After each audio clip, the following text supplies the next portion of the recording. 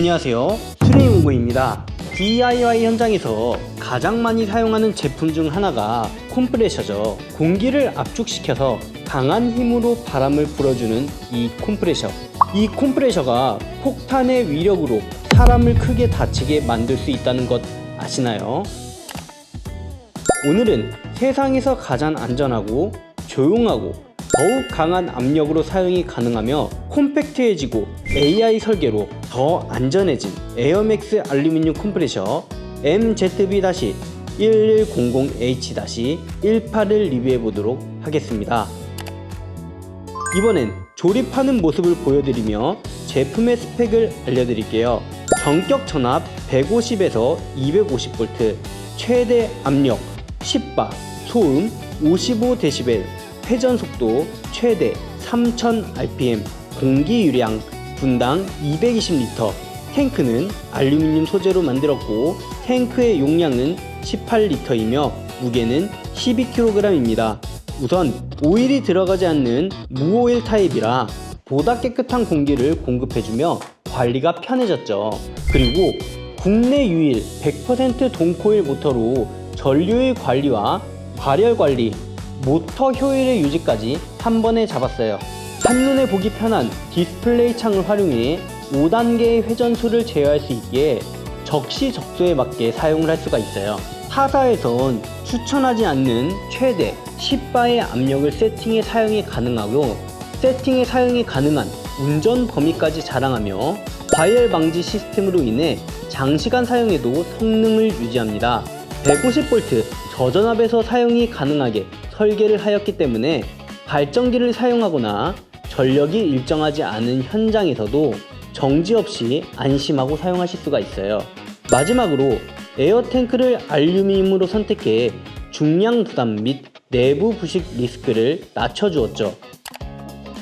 자, 이렇게 조립을 완료했습니다. 조금 더 제품에 대해 상세하게 알아보며 테스트도 해봐야겠죠. 일반적인 컴프레셔였다면 여기서 영상을 마쳤을 텐데, 야, 이거 제가 직접 몇 번 사용해 보니까 디테일이 완전 다릅니다. 일단 첫 번째로 이 탱크의 두께입니다. 보통 철판이나 알루미늄은 탱크의 두께를 철판 3T를 사용합니다. 여기 뒤에 있는 제품도 약 3T의 철판으로 만들었을 거예요. 그래서 허용되는 공기의 압력을 8바라고 하고 그 이상은 사용을 권장드리지 않는다고 말씀드려요. 그런데 이 에어맥스 컴프레셔는 상세 페이지에 이렇게 써 있습니다. 10바까지 세팅이 가능하다.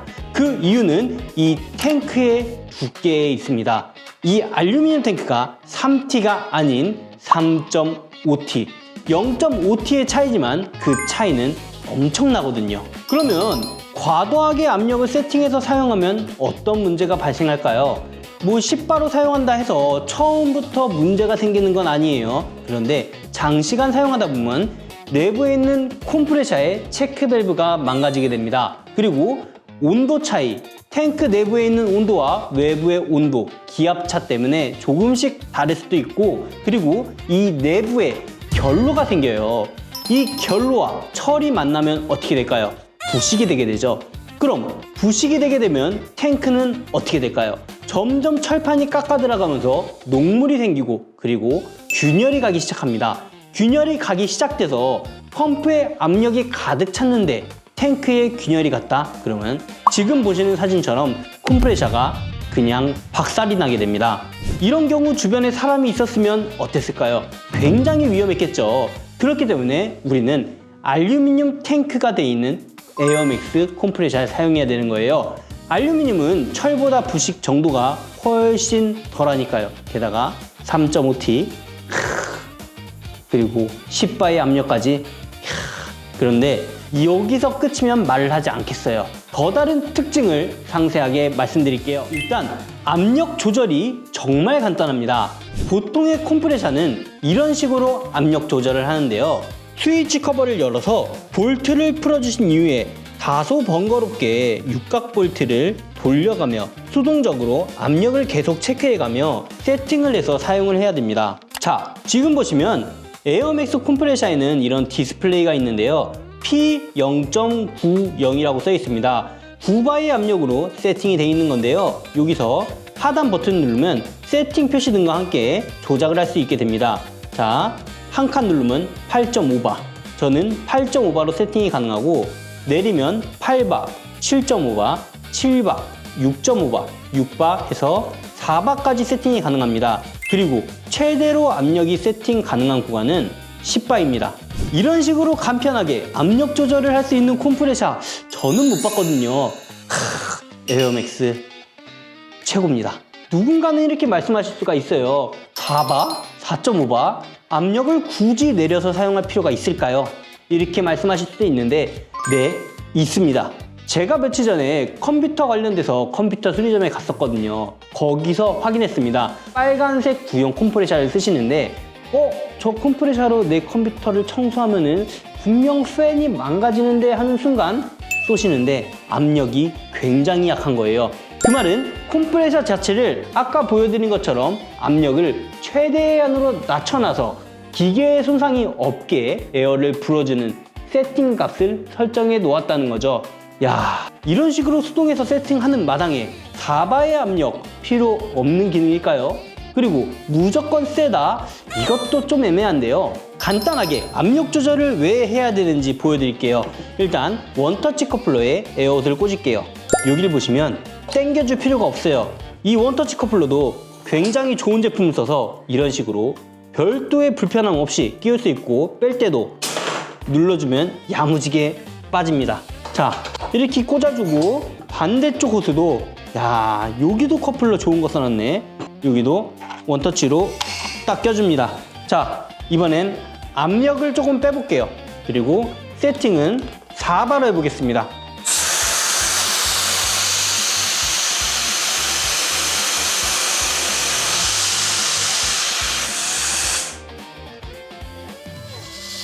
이렇게 전원 버튼 한번 딸깍이면은 컴프레셔가 켜지는데 이야, 엄청 조용하죠. 네, 지금 4바의 압력으로 세팅이 되었는데요. 이 상태로 타카를 받게 되면 자, 보이시나요? 가까이에서 다시 보여드릴게요. 이렇게 멀쩡하게 박으면은 타카핀이 안 박히게 됩니다. 4바의 압력이기 때문에 타카핀이 안 박히는 거예요. 자, 이렇게 박히다 마는 걸 보실 수 있죠. 이번엔 압력을 올려서 대략 한 7바에 맞춰놓고 박아볼게요. 7바로 세팅이 됐습니다. 수치상 6.9바라고 표기가 되네요. 7바로 타카를 박으면 자, 안 보이시죠? 옆면에 박아볼게요. 지금 보시면 타카핀이 완전히 들어가 버렸어요. 너무 과한 힘으로 박아줬다는 거죠. 그럼 8바는 어떨까요? 제가 보기엔 더 많이 박힐 거거든요.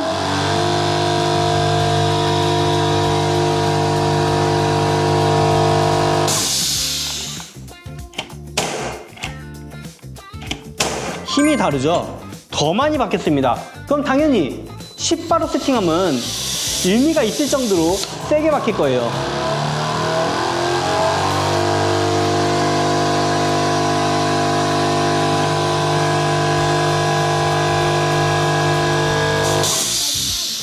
네, 박아보겠습니다. 와, 소리가 다르죠? 이런 식으로 7바부터 10바까지는 사실상 모재를 손상시킬 정도로 이 타카가 이쁘게 박히지 않는 모습을 볼 수 있어요. 그러면 대충 6바에서 6.5바 정도면 내가 원하는 만큼 타카를 박을 수 있을 것 같은데요.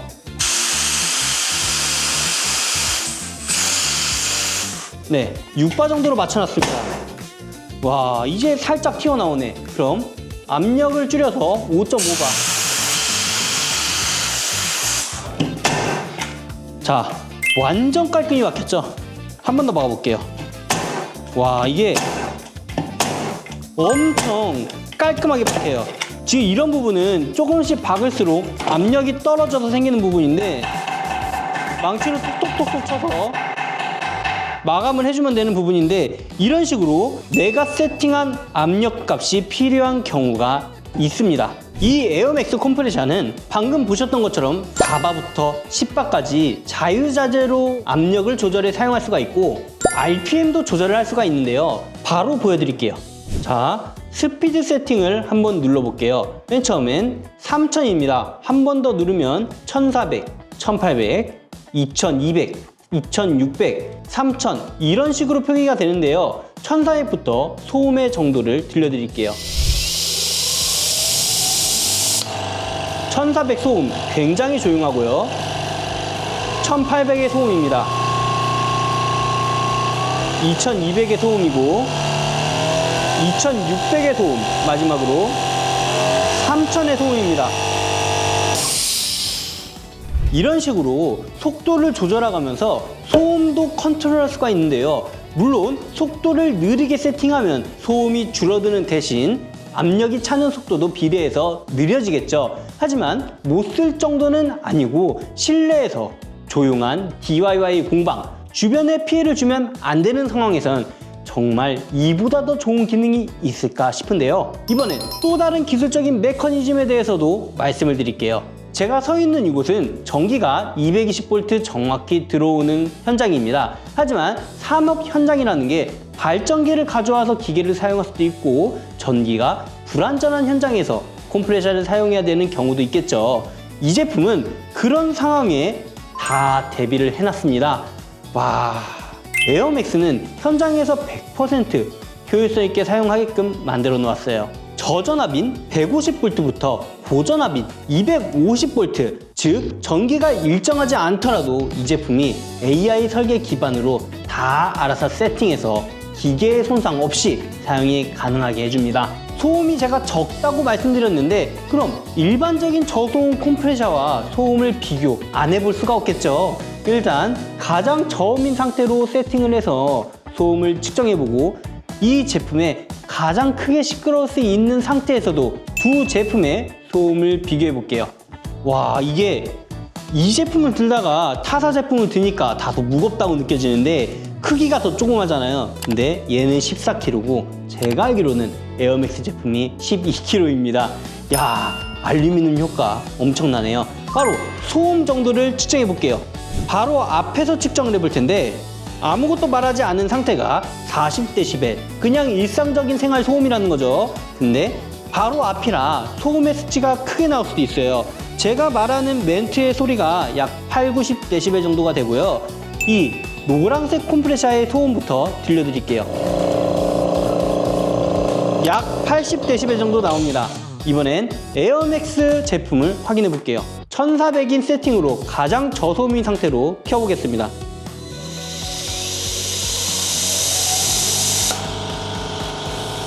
와, 70dB 나오네요. 그리고 한 단계 속도를 올려볼게요. 77dB, 76dB.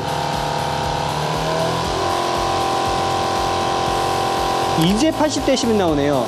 마지막 3000일 때는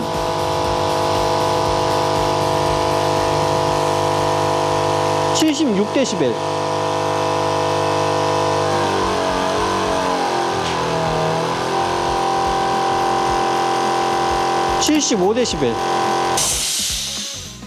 이게 속도는 분명히 빨라져서 제가 느끼는 소음은 커졌다고 생각이 드는데 수치상으로 봤을 때 이 노란색 제품하고 가장 시끄럽게 돌렸을 때, 즉 가장 고속으로 돌렸을 때와 RPM 차이가 많이 나죠. 이번엔 같이 켜볼게요.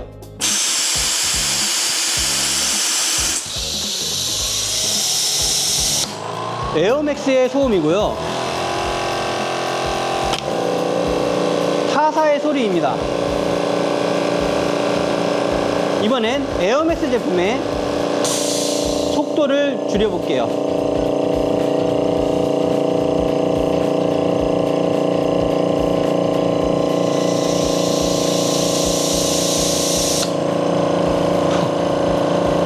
RPM이거든요. 와, 엄청 조용하죠. 확실히 이 노란색 제품의 소음이 크게 느껴지고 있습니다. 이로써 일반 저소음 컴프레셔와 에어맥스 컴프레셔를 비교했을 때 어떤 게 더 조용한지, 왜 에어맥스 제품이 국내에 유통되는 저소음 컴프레셔 중에 가장 조용한지 지금 이렇게 인증을 해보았습니다. 마지막으로 컴프레셔를 사용하는 모든 유저분들을 위한 정보를 대방출해 보도록 하겠습니다. 지금 보시면 에어맥스 제품은 에어필터를 2개 다 장착시켰고 이 타사 제품은 하나만 장착시켰습니다. 그러면 에어필터가 있고의 없고의 차이, 어떤 차이가 있는지 다들 아시나요? 일단 에어필터 내부로 먼지나 이물질이 들어가면 컴프레셔는 치명상을 입게 됩니다. 이 뚜껑을 열게 되면 내부에는 엄청 얇은 판 2개가 있어요. 이 2개가 엄청 빠른 진동으로 1초에 몇백 번, 몇천 번 막 떨릴 거예요.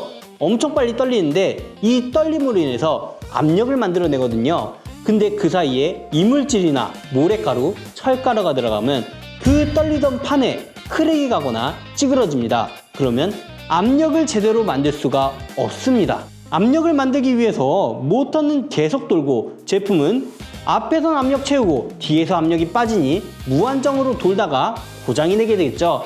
그렇기 때문에 지금 보시는 것처럼 에어필터가 없으면 꼭 에어필터를 구매해서 장착하셔야 됩니다. 에어필터는 선택이 아닌 필수예요. 두 번째로 국내에 유통되는 대부분의 컴프레셔는 형태나 디자인은 다른데 대부분 밸브가 달려 있습니다. 컴프레셔를 사용하지 않으실 때는 꼭 에어를 빼주셔야 돼요. 그 이유는 아까 말씀드렸죠. 내부에 가득 차 있는 공기와 바깥의 공기의 기압차가 다르기 때문에 안에 결로가 생기게 돼요. 수증기가 맺히면 철 같은 경우는 부식이 일어납니다. 그럼 아까 보여드렸던 것처럼 에어 컴프레셔의 탱크가 나중에는 터지게 되죠. 이게 용량이 큰 컴프레셔일수록 물이 많이 차고 자주 빼줘야 되고 유지 보수 관리를 정말 자주 해줘야 되는데 우리 산업 현장에서 그러기 좀 어려운 건 사실이잖아요. 관리하는 방법 정말 쉬워요. 컴프레셔를 흔들어 보세요. 혹은 에어건을 활용해서 에어를 발사했을 때 습기가 나오는지 확인해 보세요. 100% 에어 탱크에 물이 찼을 겁니다. 에어 탱크에 물이 조금이라도 있다고 판단되면 밸브를 열어주면서 이렇게 흔드세요. 흔들면 물이 팍팍팍 녹물이 기가 막히게 나올 겁니다. 저소음 컴프레셔는 이 에어 필터와 에어 탱크만 관리해주면 거의 고장 없이 오래 사용할 수가 있어요. 근데 오일이 들어가는 컴프레셔는 또 다릅니다. 보통 오일이 들어가는 컴프레셔는 지금처럼 오일 게이지가 달려 있거나 오일 잔유량을 확인할 수 있는 부분이 있어요. 오일 게이지가 있는 제품은 게이지를 통해 적정량을 항상 유지시켜주면 좋고 잔유량을 확인할 수 있는 부분이 있다면 그 부분을 통해서 항상 적정량이 있는지 확인을 하셔야 됩니다. 이 오일 타입 컴프레셔는 사용하다 보면은 열로 인해서 오일이 날아가기도 하고 기계 내부에 있는 마찰로 인해 쇳가루가 조금씩 생기기 시작합니다. 그때 오일을 보충해 주는 것이 아닌 주기적으로 한번 싹 비워주고 새로 리필, 이것도 정말 중요한 사항인데요. 이런 거 다 필요 없고 정말 오랫동안 쾌적하게 최고의 컴프레셔를 사용하시고 싶다면 AI 설계로 더 안전한 에어맥스 알루미늄 컴프레셔 어떠실까요? 제품에 대해 더 궁금한 사항은 고정 댓글 영상 더보기란을 확인해 주세요. 지금까지 수리공구였습니다. 감사합니다. 바이바이.